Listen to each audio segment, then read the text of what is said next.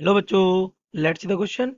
A piece of the metal of the mass 17 gram is tied to a cork of mass 5 gram and the two remain suspended under water without sinking. तो वो sink नहीं कर रहे हैं यानी वो float कर रहे हैं. When lowered into the water, किसमें वाटर में जब डाल दिए जाते हैं. If the density of cork is 0.25 gram per centimeter cube, find the density of metal. Let's see the key concept of this question. The key concept of this question is कि जब body उसमें water में lower करने के बाद भी वो क्या नहीं हो रही, सिंक नहीं हो रही, तो will use the principle of flotation.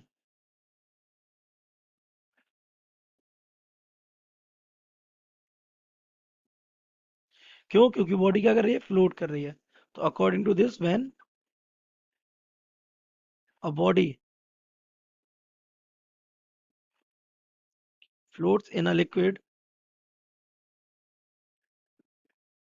Then क्या हो जाएगा, weight of the body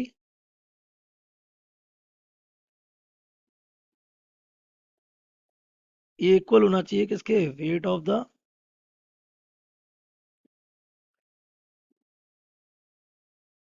liquid displaced by the body. तो this is the principle of flotation. अब अगला हमारा की कॉन्सेप्ट इसमें से यूज होगा. You should know that the density is becomes mass upon volume for any and any density. तो इन दोनों को यूज करके हम देख लेते हैं. तो हमें गिवन है क्या, एक कॉर्क और एक मेटल. मान लिया कॉर्क को मान रहे हैं 1 और मेटल को मान रहे हैं क्या, 2. तो कॉर्क का मैं क्या, मास m1, वॉल्यूम v1 और डेंसिटी ρ1 मान लेते हैं. मेटल का मास m2, वॉल्यूम v2, डेंसिटी मान लेते हैं क्या, ρ2. तो देख लेते हैं हमें क्या क्या गिवन है. और हमें डेंसिटी ऑफ वाटर गिवन है.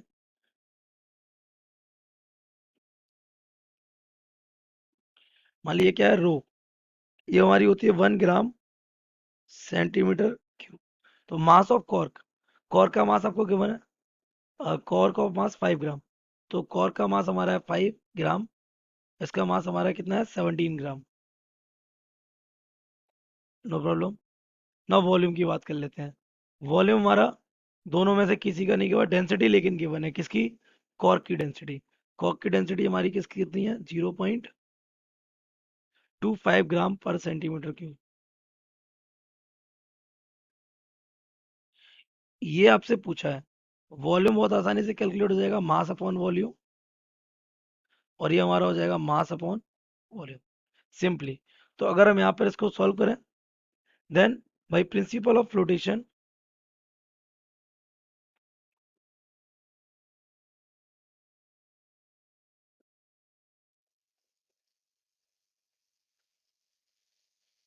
सीधा सीधा क्या हो जाएगा, weight of body, weight of liquid displaced. अब कौन से लिक्विड में डुबोया गया है, वाटर में. तो यहाँ क्या आ जाएगा, वाटर.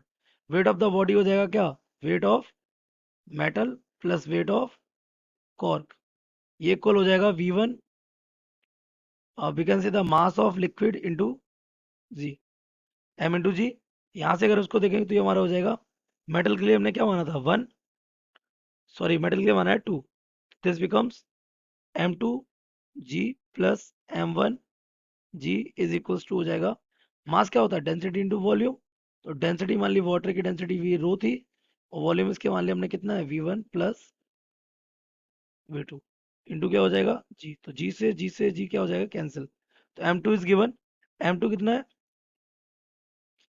m2 इज व्हाट, 17 और m1 is 5. It is 17 plus 5 will be equals to the density इसकी कितनी हो जाएगी, 1 v1 पहले वाली का वॉल्यूम. तो डेंसिटी इक्वल क्या होता है, मास अपॉन वॉल्यूम. तो वॉल्यूम इक्वल क्या हो जाएगा, मास अपॉन डेंसिटी. तो m1 upon density 1 plus m2 upon density 2. तो यहाँ पर ये 7 और 5 कितना हो जाएगा, 22 प्लस मास 1. हमें मास 1 गिवन है क्या, हाँ 5, और डेंसिटी 1 भी गिवन है, तो ये हमारा हो जाएगा 5/0.25 प्लस मास ऑफ 2 गिवन है, यस कितना 17, एंड डिवाइडेड बाई डेंसिटी नहीं गिवन है, और यही आपको चाहिए ये। तो यहाँ से पॉइंट हटा देंगे, ये हो जाएगा कितना 500, तो ये चला जाएगा कितना टाइम्स 2, ये हो जाएगा 20, तो 22 इक्वल्स टू, ये चला जाएगा कितना टाइम्स 20, और ये प्लस में हमारा आ रहा है कितना 17/2, इसको उधर डिवाइड, इसको उधर भेज दिए, तो ये हमारा हो जाएगा 22 माइनस 20 इज इक्वल्स टू 17/√2। यहाँ से √2 आ जाएगा आपका कितना 17 डिवाइडेड बाई, ये हो जाएगा 2 का डिवाइड हो जाएगा, √2 हमारा आएगा कितना 8.5 gram centimetre minus 3। This is the density of